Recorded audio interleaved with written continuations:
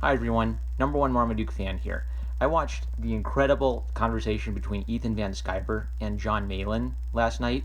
If you're not familiar with that, Jon Malin is a comic book artist who has most recently been the artist for Marvel's comic book Cable. And there was a heated conversation in which Jon Malin said something to the effect that the X-Men are not SJWs. SJWs are against free speech. They're silencing free speech. So if you want a comparison to SJWs, Hitler was an SJW. The X-Men are not SJWs. And of course, this started a firestorm of anger and mean tweets and mean girling and talking about hoping he gets fired, petty insults. And I thought about this. I was so heated about this. I wanted to shoot a video last night, but I decided to sleep on it. And I'm glad I did, because it's allowed me to put together a few fragmented thoughts where I thought, oh, maybe I could make a video about this, or maybe I could make a video about this, but I didn't really have a good thing to pull them all together. So this is going to be sort of one of my super duper summa tangentum videos where I talk about a lot of things on my mind. But after the Jon Malin conversation, I think I have the thought which can help me connect these ideas. And what's important to me is what can people do going forward, whether you are kind of a, I don't know, center leftist or center right Republican, or you're a traditional conservative or a libertarian. What can we do going forward when we're talking about politics and comic books and the problem of not just social justice, but a very cult-like social justice warrior mentality in the comic book industry, making it difficult for anyone to succeed or speak their mind without fear of reprisal, without fear of being kicked out of the cool kids club. I'm just looking at this so we have something nice to look at. This might be worth a video later, or a series of videos. It's a very technical book, unfortunately, so I'm just going to kind of flip through this so we have some pretty pictures to look at. So the Jon Malin, Ethan Van Sciver conversation is the prompt for this. You can go watch that on Ethan Van Sciver's YouTube channel, ComicArtistProSecrets. Malin got very passionate while talking about this, I think because this was a heat of the moment where he's feeling like all these people coming after him and deliberately misinterpreting his comments. That's what's important. Yeah, they're feisty comments that he made on Twitter, but they're being deliberately misinterpreted to try to make him say something he wasn't saying. And that's what irritates me, and that's what I connected with. So I ought to go back a little bit to talk about my experience with social justice warriors online, because that's what's been animating me for a long time. In my very first video, I looked at the Twilight Princess manga. You could hear me kind of trembling in my voice, like I didn't know what I was doing or what I wanted to say, but I was talking about how that manga was the kind of story that the social justice left hates. It hates the morality of that kind of story, and it doesn't want it to exist anymore. And hearing the Jon Malin conversation, I think what's clicked for me is that the thing I was trying to express in those very early videos but was unsure about what I was trying to say, it's like that's fallen together, and I've got a clear path going forward. And I think that I have a thought which might help everybody who's interested in social justice in video games, social justice in comic books, social justice in movies. If you're asking the question, what can we do? What can we do about all this social justice warriorism? Is it hopeless? My first weird interaction with a comic book professional on Twitter was with Dan Slott, the former author of The Amazing Spider-Man. And Dan Slott was tweeting about the Charlottesville protests with the Ku Klux Klan or the alt-right were there, and he wasn't saying all Trump supporters were Nazis, but he was essentially making broad statements about people in red MAGA hats and Ku Klux Klan members, and pretty much he was saying that he associates Trump supporters in red MAGA hats with Nazis and Ku Klux Klan members without going straight out and saying, I think every Trump supporter is a Nazi. There was some subtlety to what he was saying, but the thrust of what he was saying was to throw he was being morally indignant, and he was throwing that shade at all Trump supporters. So I got into his comments, and I wrote, so when is Silver Surfer coming out? Kind of as a jokey way of saying, shouldn't you be talking about your comic books? And his reply to that was that he said he pretty much said I was a low-key Nazi sympathizer. I think he said, how very brave of someone to say, take the brave position of let's not make fun of Nazis. I'm sure you're a wonderful person. And then when I pushed back against him on that, he tried to kind of like pretend he didn't say that. He eventually blocked me. And for a long time, I thought, well, that was just a Twitter drama. I shouldn't get too bent out of shape about it. And later I found out that he was going to my timeline after blocking me, reading my tweets, and then writing responses to things I tweeted about him from behind a block so that I couldn't see it. And that was what convinced me that this is creepy and this is beyond the realm of what's normal. And that's sad. I feel like if Dan Slott and I went and we sat down and we had a drink and ate some ice cream and talked politics, we'd find we actually have some things in common. He'd find out that I am not just not a Nazi, I am rabidly anti-Nazi. I'm rabidly anti-identitarian politics. I hate white identity politics. I think it's poison. I think God hates it. I think it's a sin. But because of the way he chooses to interact with people online, that option is being foreclosed. The tactics that the social justice left uses foreclose the possibility of people having good conversations where they figure out what each other believe and they come to an understanding with one another. Because I think for them, using Twitter is a way of bolstering themselves up, feeling good about themselves. It's not a way for them to learn about others or interact with others. And then later when Dan Slott went on Ethan Van Sciver's show and said he views all of these people on Twitter as just pixels on a screen, that confirmed what I was thinking. So for a while I was a little salty about Dan Slott, and then seeing him kind of creep on me from behind a block, that is what convinced me to say, okay, I'm not spending a penny on this guy's comic books because I don't believe his personality is such that I can trust him to tell me a story. And I just, this is something I think the left continually misses, is this sort of middle finger response. They don't get that if you say to someone who isn't a Nazi, you are a Nazi, then the response to that usually isn't to say, oh, well, let's have a nice little conversation about whether I'm a Nazi or not. The response to someone calling you a Nazi is, screw you. You don't know anything about me. You don't know what I think. You don't know what I believe. And I see Trump as a personification of that middle finger response. I didn't like Trump. I didn't support Trump, but as a middle finger to the idiots online yelling Nazi, Nazi, Nazi, sexist, sexist, sexist, homophobe, homophobe, homophobe, racist, racist, racist, Trump becomes a magnificent middle finger to that little gaggle of chickens running around with their heads cut off. It becomes hilarious. And I think that's the appeal of Trump to a lot of people, was that they may not necessarily have agreed with him on much, but he was a big, fat screw you to this weird, creepy leftist movement. People on YouTube, people on Twitter, they talk a lot about the social justice left, but I think one big question is this just a small little group of people who, they tweet about social justice online, maybe they're salty, or is this a significant group of people? Is this an ideology we should care about and study and learn about and be prepared to talk about and argue with? And I am firmly of the opinion that the social justice left is the most important movement in American politics and European politics, but by far. The religious right I see as a formerly major movement which is in decline. It's not nearly as important now as it was a few years ago. Center-right republicanism, sort of business, pro-business, maybe pro-gay marriage, that kind of republicanism, I see that as kind of dwindling in popularity, and that's one reason why I think Trump succeeded, was he was a feisty guy who people perceived as not being sort of the nice and dressed up business Republican. Sorry, guys, I'm getting on all the tangents today, but pretty much Jon Malin sparked everything, and I'm trying to make this work for you. All right, summa tangentum, here we go.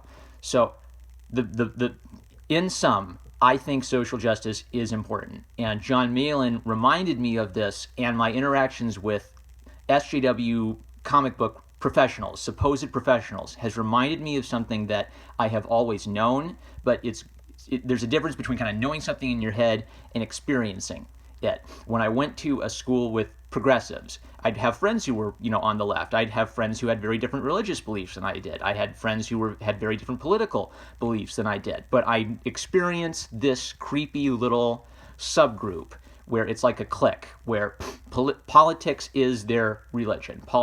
The social justice gives them purpose. It gives them goals. It gives them a sense of community. It gives them all the things that religion used to give people. They find that in social justice. So instead of going to church and being with Christians and worshiping God, you go to social justice groups and you engage in political activism to change the world. And so I experienced these things. I saw these things. I went to the lectures, and my thought was always, wow, if I could just get every person in America to be a fly on the wall in this speech where they're saying all these radical things, I would think that the political landscape might change overnight, where center-left Democrats, if they heard some of the nutty things I heard in school, they'd say, are you kidding me? Why is this in our schools? We got to change this. This is nuts.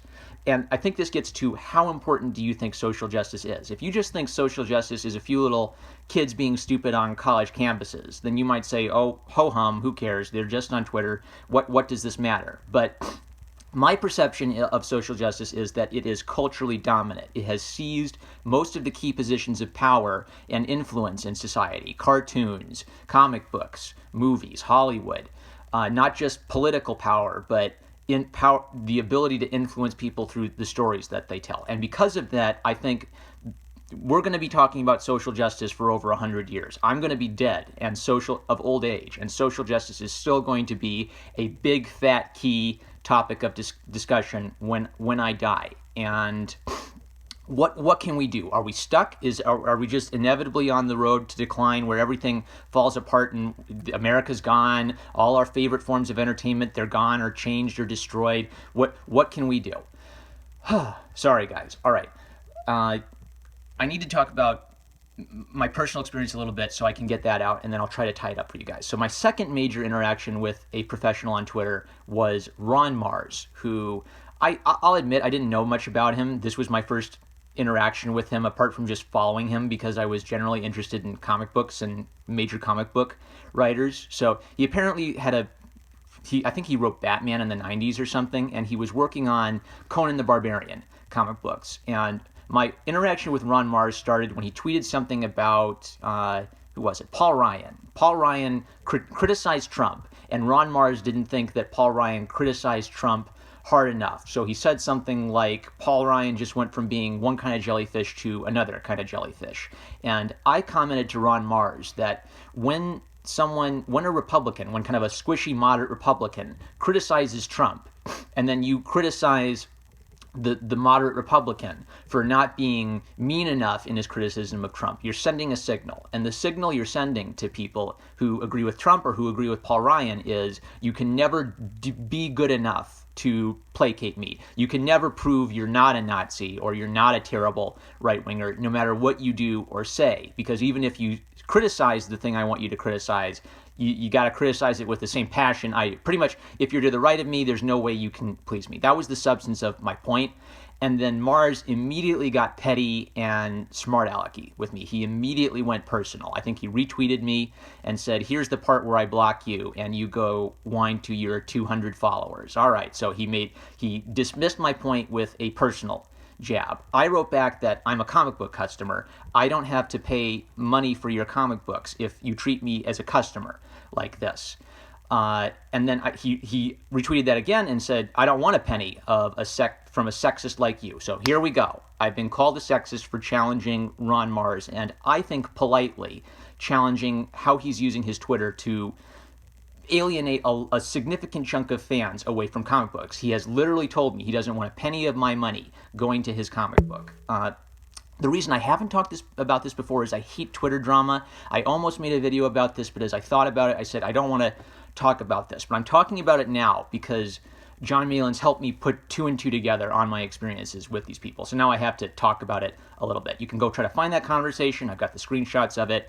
I don't care about Twitter enough to try to put all those screenshots together and let you know every little interaction we had. But I have the screenshots of that conversation if Mars ever tries to say that we talked about something different. I have the footprint of what we talked about.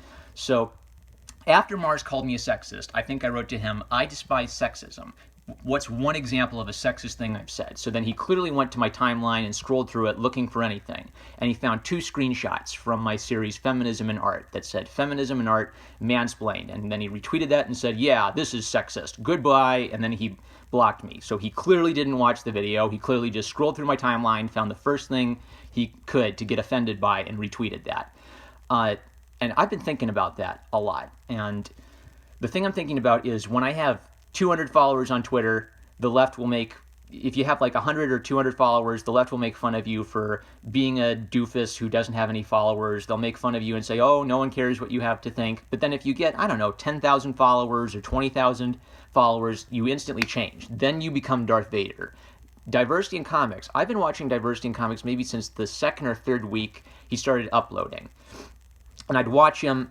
I didn't create Marmaduke, the Marmaduke fan username, for a while. It took a few weeks of me thinking about comic books and buying comic books before I decided, I want to make a account and talk to comic book fans and show pictures of the comic books I'm buying. So I was watching DNC when DNC was just a funny little channel of a guy yelling at comic books and had almost no audience. And no one cared about him when he was that. But then when I think he tapped into something. He tapped into a feeling that a lot of people had but weren't able to express, that comic books were being ruined by a political mantra, by a political activist group. And because he was able to tap into that, he exploded, and he instantly went from being a goofball in his basement that no one cared about to being Dark Lord Emperor Palpatine, the destroyer of women and minorities, that Hitler reincarnated. And this is a rhetorical tactic. If you make an argument and you're a small person, haha, you're a goofball, no one cares about you, I can ignore your argument. If you critique social justice and you have a big channel, thou art a harasser, thou art an online bully. So the point I'm trying to get at is the new left, the social justice warrior left, does not give us many options to interact with them rationally. If you come into the debate and you try to make a few good rational points and maybe try to get them to change their thinking, they're coming in to destroy you, to destroy everything you love, to ridicule you, to demean you, to get you ostracized. They're having a different style of fight than you are. If I'm showing up to the Polite Debate Society, they're showing up to Fight Club with a hidden knife ready to gut their opponent. That's where the warrior part comes from in the term social justice warrior. This is the difference, I think, between someone who's maybe on the left, maybe they're a socialist and they like Karl Marx, but they like free speech and they don't believe in destroying people. The warrior part of social justice warrior is this mentality that we are at war, we must destroy our opponents by any means necessary, which is how they can justify in their heads saying anything or doing anything, calling people Nazis, asking for violence. All right, so I've talked about Dan Slott, I've talked about Ron Mars. Max Bemis is kind of an example of that, but at least he had the courtesy not to block me. I'm not buying any Max Bemis comics until he amends his behavior. But at least of the 3 I've interacted with, Max Bemis had the courtesy not to block me. Dan Slott and Ron Mars, they blocked me after insulting me. So whatever. No more Twitter drama. Let's push that aside, because part of my point is no one cares about Twitter drama. It doesn't matter. There are more important things. There are bigger fish to fry. The takeaway I've taken from my interaction with comic book professionals is they are terrified of people talking about social justice or talking about feminism in anything other than sort of generalized, glowing terms. I think it's interesting that of all of my tweets, the thing that got Ron Mars' goat is that I'm doing a series called Feminism and Art. And I've done about 1 video a week of these, and I've gotten great feedback on them. I've also kind of forced myself to question, well, is this worth doing? Are these just a few little weirdo radicals who aren't that important in the end? Or is this actually a very significant group of people where if we look at their art and study them and read what they have to say, we actually get some insight that's relevant to today? And I have to think about that a lot because some of these sort of radical feminist artists, they're on the fringes. They're not in the mainstream. But with every chapter, I'll read it, I'll think about it, and then I'll go about my day on Twitter or on YouTube, and I'll see something where I hear the echoes of the old radical argument coming out of the mouths of mainstream people. So what used to be sort of a radical feminist belief now becomes a mainstream belief. I'm going to save that for another video so I don't go on another tangent. But pretty much, I want to do more videos on the topic of social justice and radical feminist art theory, because I think that I've hit a chord with that. I'm still a small channel, but when I look at the videos I've made, I love talking about comic books. I love goofing around and telling jokes and showing people great comic books. And I'm still going to review comic books and talk about how much I love comic books. But as I look back on my experience as an art student, and as I look forward, I am convinced that the social justice problem is a problem that isn't going to go away by itself. And it's a significant problem that needs to be addressed seriously. This is something I've taken away from watching Gamergate on the sidelines, not wanting to get involved because I was scared of being found out or being chastised by the left at the university. But the thing I learned from Gamergate is they won and they lost. They won in that a lot of video game journalist websites sort of amended how they did business so that there was more. So ethics in games journalism was the mantra. This is about ethics in games journalism, and most of the game journalist sites amended how they did business to reflect that challenge. But Gamergate has successfully been tarred and feathered. If you go to Wikipedia, it's described as a harassment movement. If you hear people talking about it online, the mainstream opinion is that Gamergate was a movement full of nasty, horrible, evil, racist, sexist, bigoted harassers, and that's all there was to it. And the left did this by taking the behaviors and the actions of a few people who did the wrong thing, and then by using a guilt by association argument, associated those few little troll accounts with every single person who had a problem with ethics in games journalism. It was a guilt by association fallacy. So that's the thing when I've talked about Comicsgate before, I've used the term, but I've kind of said all that is a hashtag. It's on Twitter. The things we're talking about are more important than Twitter. They're more important than the comic book that came out last week. The conversations that Gamergate, Comicsgate, Star Wars and Ghostbusters debates, all those things are actually debates about politics and philosophy in the arts. And when is it propaganda, which is a terrible story? When is it subtle, and when is it a good use of political beliefs in a story where it doesn't lecture you, but maybe it portrays both sides of an argument and both the left and the right can appreciate the story? All of those topics the underlying themes are the same. One's about comic books, one's about video games, one's about movies, but they're all about philosophy in the arts. And even though I'm a small channel, I believe that what I've learned from going to university and learning from the left what their view of art is has given me something that very few people on YouTube have. I'm not saying that mine is more important. I think it's important to have guys like Tildeer talking about, academic feminism in science. I don't understand the science of that. I think it's important to have Sargon of Akkad talking about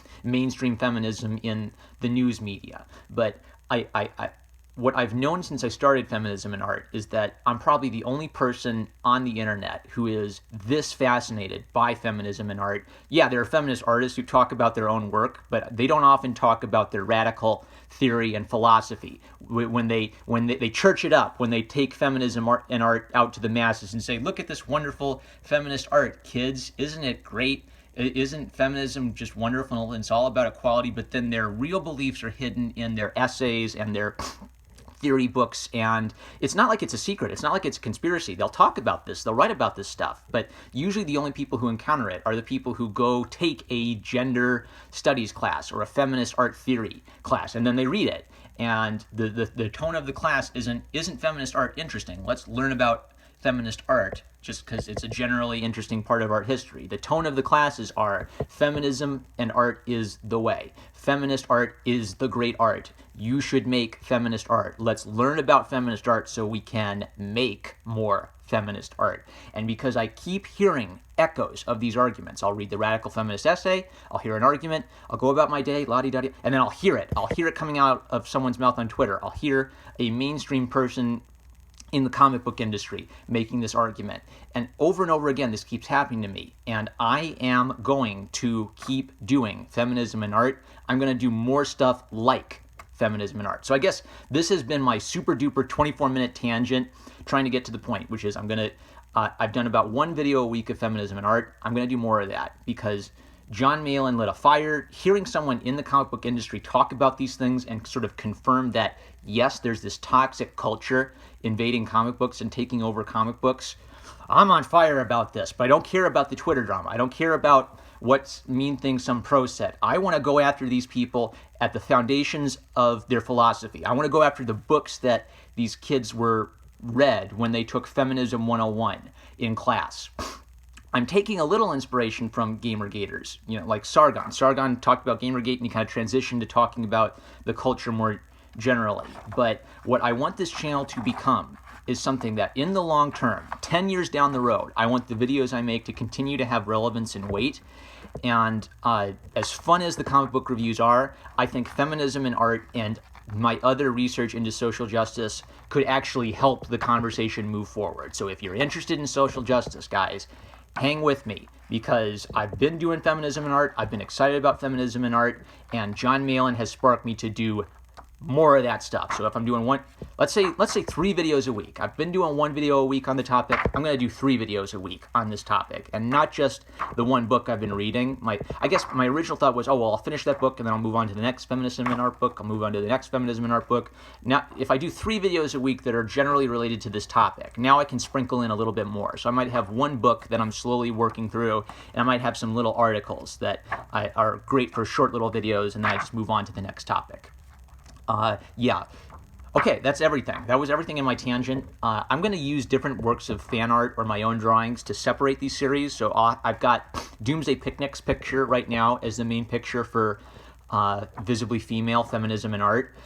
I've got a few other pictures of Marmaduke fan that I'd like to use for each of these video series. Pretty much I want to use different works of art to separate the different video series. So you can go to there, you can go to the playlist, and you can sort of click on it and instantly see, okay, this is from this series. So let's say this is an open call for if you want to do fan art or any kind of Marmaduke related picture.